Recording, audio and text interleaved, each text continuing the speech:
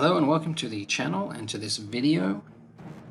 This is a series I like to call 140 turns in about 20 minutes. So in this campaign I'm going to be playing as Archaon, as you can see, and obviously of the Warriors of Chaos. And I'm going to be heading south, even though I'm heading north now. So I'm going to be aiming to go to the Dragon Isles and then to the southern jungle. So I just want to see what it's like.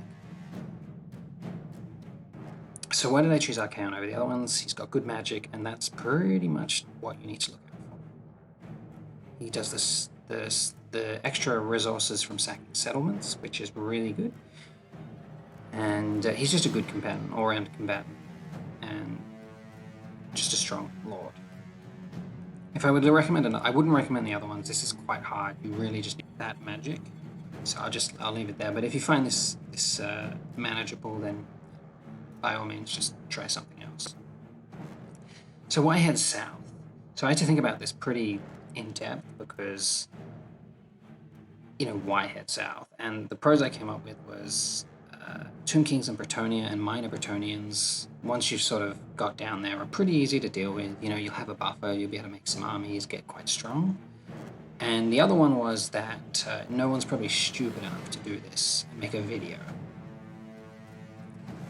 And this is probably why the cons that I found were Grimgore declares war on you, greenskins in general, dwarves do, you could just plain die in the first 20 turns. Clan Eshin's a problem. I'm just going to let a list play here. It's pretty long. I like to summarize it as the extra fun factor, but yeah. So as you can see, heading down. Oh, I'll just mention this video is not really designed to be. You feel free to pause it, look at my army comps, look at what's going on. It's probably pretty hard to follow, but I'll just say that for the first 50-60 turns, I use the Warriors of Chaos that Archaon starts with himself, plus a bunch of skirmish cavalry, which I find very effective. I know it's not the most common strategy, but I find it works for me. So this is the new area since the latest DLC. As you can see now, I'm versing Clan Gridus.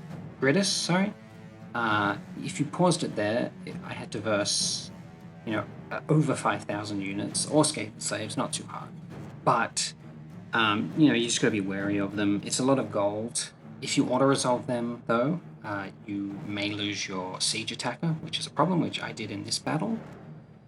Which I didn't have any problems without it, but it probably makes your campaign a lot safer.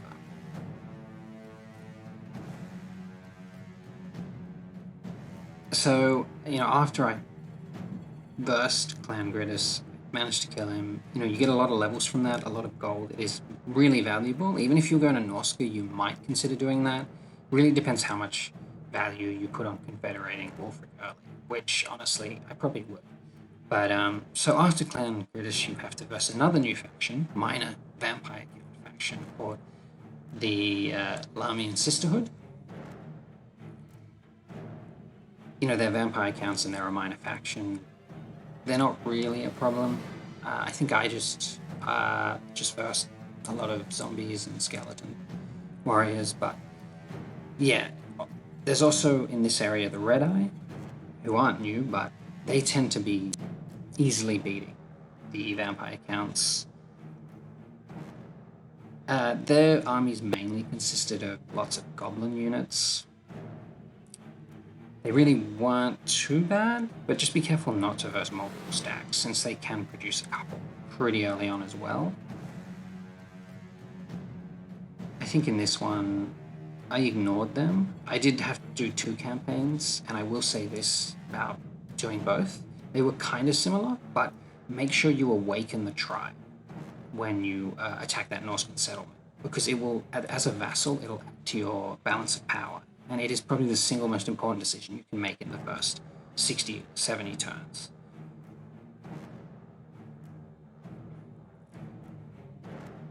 And so I did slow down this first, say 5-10 minutes, because I think the first 20 turns are the most important. Just think about a planet, My general advice for for chaos campaigns is just make sure you're in encampment stance, don't overextend, don't take the risk, and get your growth up. Get that replenishment rate growth up when you have, say, a 5k buffer for doing that with those technologies.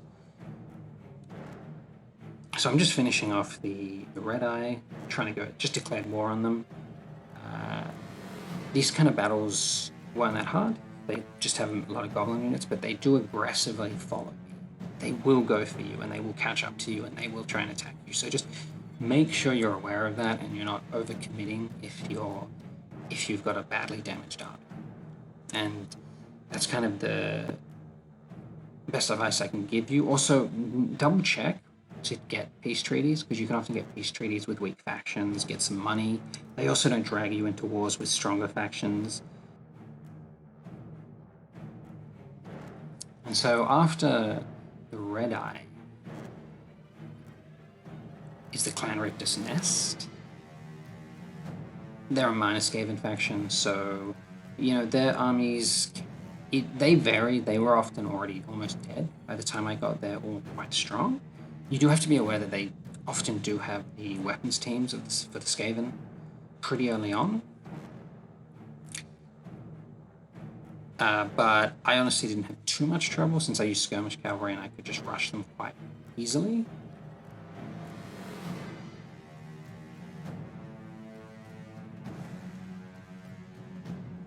And also Clan Eshin can confederate them, which I tended to avoid trying to go to war with Clan Eshin, and they often didn't declare war on me, so that wasn't too bad. And so next is the Knights of Caledor. Always declare war on them. Always attack them if they're nearby. They will always declare. I have found that they always declared war on you pretty soon, and they'd always go for you. So whenever you can get an easy battle, do so, because they're quite a hard. They're not the hardest faction you have to deal with in this start, but they will have, you know, if you're unlucky, quite a few dragon princes just from the bonuses they get, as well as if archers, which will be the hardest for you to deal with. You'll have to play quite well if you want to defeat sort of a hybrid cavalry archer army. But what I found is that, as from this footage, is that they had a lot of, and I'd pause it here if you want, is that they had quite a few infantry, so it wasn't too bad. But, you know, they have the dragon, they have some dragon princes, and they have some Lockwood Seagull. And so you just want to deal with them before they, you know, build up an army and come to try and overwhelm you, because they would be capable of doing that. But in both my runs of this, I didn't find the Knights of Caledor too difficult to deal with. And I would just say that also in this campaign, Grimgore, sometimes he could actually confederate one of the greenskin factions, he could already be in where the Rictus Nest is, in that area. Hopefully not, you really don't want to enter. He is sort of your buffer against the Order Tide, and the longer he survives, the easier this campaign will go. And so that's also why just make sure you try and sort of get out of wars with greenskins. You have to deal with them, but if you can get out of wars, then you're less likely to be dragged into wars with Grimgore. Because when you're heading out into the desert, you don't want him to be just above you. So next is Malice Darkblade. He is by far the hardest challenge for this sort of heading south, this migration to the Southlands. I would always recommend killing his Arc. It is generally level 3 to 5, 3 to 4 at this point, and so he can produce decent armies. He will often have shades in his armies and a lot of archers in general, so you do need to abuse that magic of Archaons. And he can get confederated by Nagaron, which is annoying. So that's why you want to kill the Arc, because if Nagaron get the Arc, they'll start producing some really strong armies in there, and they will come for you when you try and head south. And I on this sort of playthrough, I did actually lose to an Arc because it was really just very strong. But obviously the footage isn't in there because I continued from my second campaign.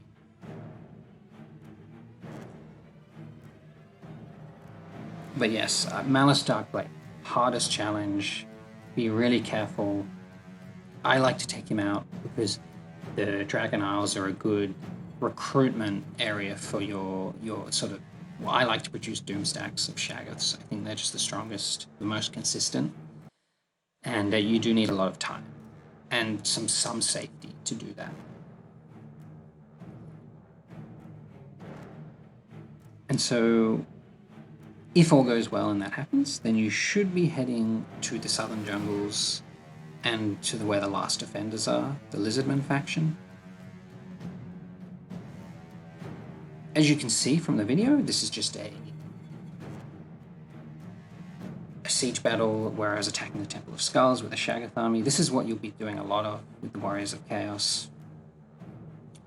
So, but yeah, that's just a general idea. I will be uploading all the battles for this campaign into probably 2 videos that I'll link at the end. And yeah, so the Lizardmen, the Last Defenders, they're not that difficult.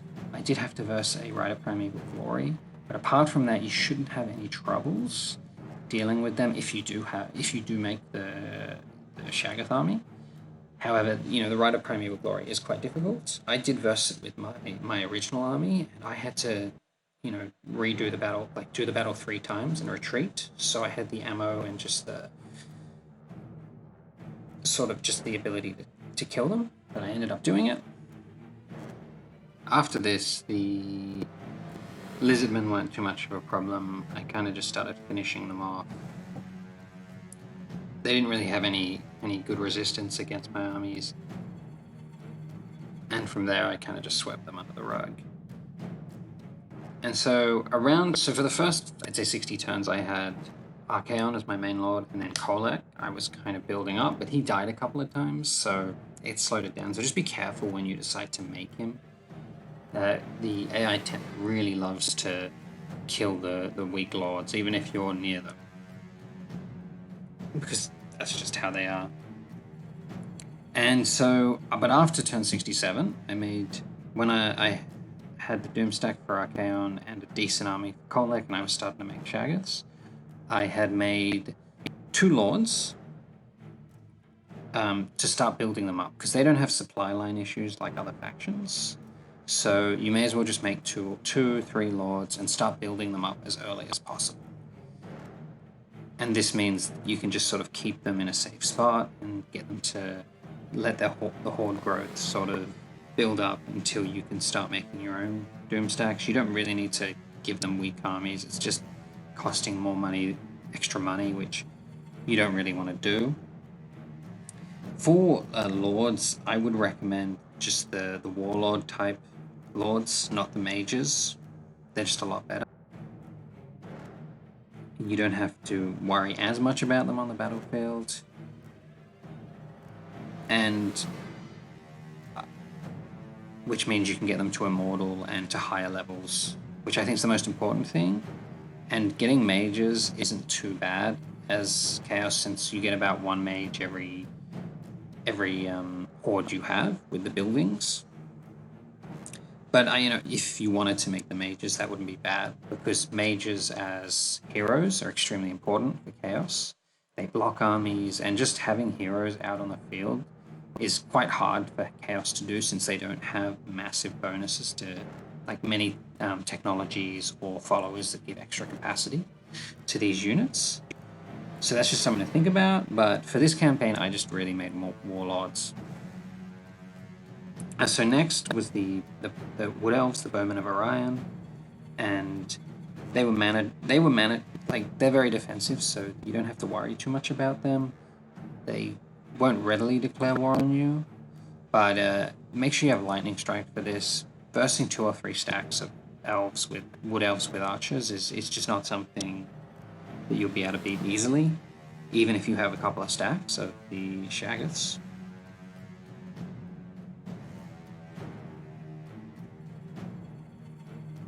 I think I just passed it already on the video, but I versed Clan Moors, Major Skaven faction. They're kind of annoying with their ruins, they'll go for them. Skaven Chieftains are pretty strong when they're on their Rat Ogre mounts, so from the new DLC. Weapons teams aren't too bad. You just gotta be careful to prioritize killing what you know is gonna hurt you. Also, lots of storm vermin with halberds and the death runners can be a little bit irritating, but they need large numbers to do that. Obviously, warp bomb from the defensive from the walls is pretty useless, so that's really good. That's a bonus of playing chaos. And yeah, so just be careful, make sure they don't get behind you, and clan wars just weren't that too difficult for me to deal with. By this stage of the campaign, around the time I was versing the Wood Elves, I encountered Perone, which was probably the worst thing to happen in this campaign. Obviously, they'd confederated Rapants. They had by far the hardest armies. If you want to pause around the time or check out the videos, the battle videos, they had lots and lots of really strong units. It was turn 100, so you'd expect their armies to be okay. I was a little bit surprised at how strong they were. They had lots of Pegasus Knights and Royal Pegasus Knights, and a lot of Grail Knights, and just cavalry in general, which is very hard to deal with for the Shaggoths. And I'd also be very careful. They're very aggressive. Once you go to war with them, they'll send everything at you. So don't be afraid to just retreat and sort of weather the storm. Eventually, you should be able to overcome that. And this was a massive problem because they're not going to stop attacking you even as you push up. So you'd almost have to go to Bretonia itself or that area of the map and finish them off, which I didn't really want to do because it might drag the High Elves into a war with me.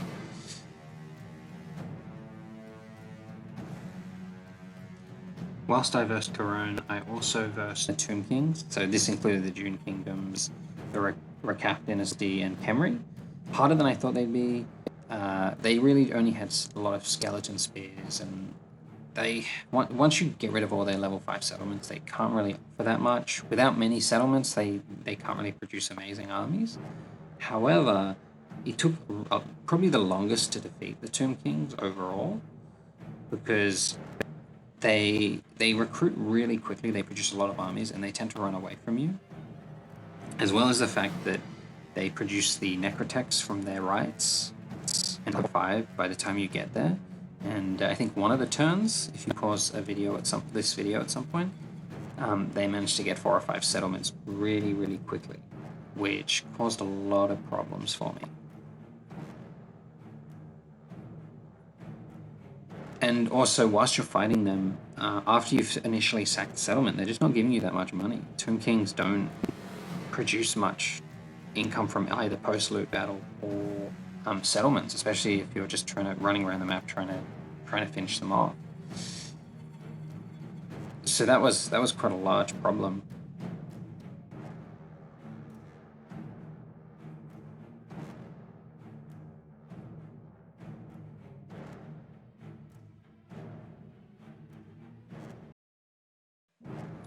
And so as you can see from the video, I am sort of finishing off Corone, but they're like just hanging about, and as well as the fact that the Vampire Coast sort of came over and started taking settlements, I never really got to the point where I decided what I did with the Vampire Coast. So if I continued the campaign, I'd have to make a decision between finishing them off. So whilst I was finishing off the Prospectors, the Greybeard Prospectors, Khemri, Corone, they were just coming in and taking all my runes, which is quite irritating just because their vampiric corruption does a lot of damage. And they're not the hardest faction to deal with, but you've got to like weigh up whether you want anyone there, because they're going to keep probably landing and taking it over slowly. But they're not the Autotides, so they're not too bad.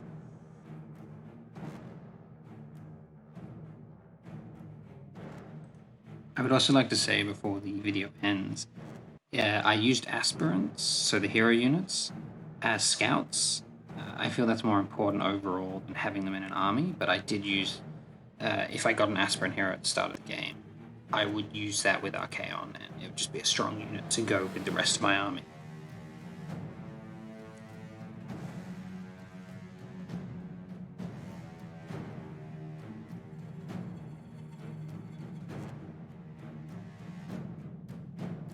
that sort of summarized the campaign that I did in general. I would definitely consider doing this. It's quite fun. It's quite challenging. Overall, definitely a lot harder than just going to Norska. It was quite fun to do, but you know, I've still got the Empire to deal with. Groans on my heels. High elves in this one looked like they were starting to lose, but you might have to deal with them in a worst case scenario. And the dwarves were knocked out, but if the dwarves won, which they often do, you'd have to deal with them. And I think you'd be in a good position to, because by the time I started heading up, I'd probably have at least 3 stacks of strong units. But it would be just as hard to do the last bit as it was the first bit. And so overall, I would say it's easier just to go to Norska, sort of finish Corone, finish Reichland before they get too powerful, and then maybe sort of think about who you attack after that. But yeah, that's it for the campaign. This was really fun to do, kind of difficult. I hope you enjoyed it, and I hope to see you in the next video. This next bit's just a summary of Archaon's talents, Kolek's talents, and the generic lords that I had. And this should give you an idea of what to pick. Overall, my recommendation would be to prioritize movement speed, then magic, and then horde growth, and then it's a toss-up between lightning strike and the lord abilities depending on how you feel about them. I went for lightning strike in general, and then the battle abilities last. And this last picture is just my build order. So as you can see from the picture, I prioritized building up my horde settlement building to level 5, just for all the bonuses that gives, and then followed by 2, 3, 4, 5. And as you can see, they're interchangeable, so it's really up to you if you want to make the upkeep building before the Shaggoth building, but you should prioritize those two over the major aspirant building, in other words, part 4 or 5.